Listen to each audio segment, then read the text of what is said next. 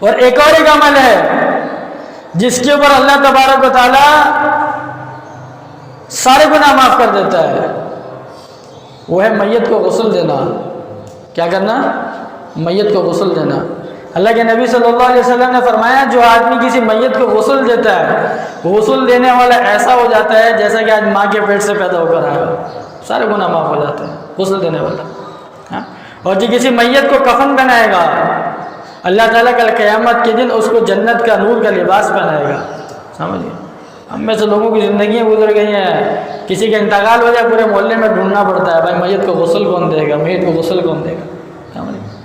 خوشی سے جانا چاہیے، تمام کام کو ترک کر کے، تمام مصروفیات کو ترک کر کے کسی کو بلائے، خود پیشکش کرنی چاہیے بھائی کہ میں جاؤں گا غسل دینے کے لیے۔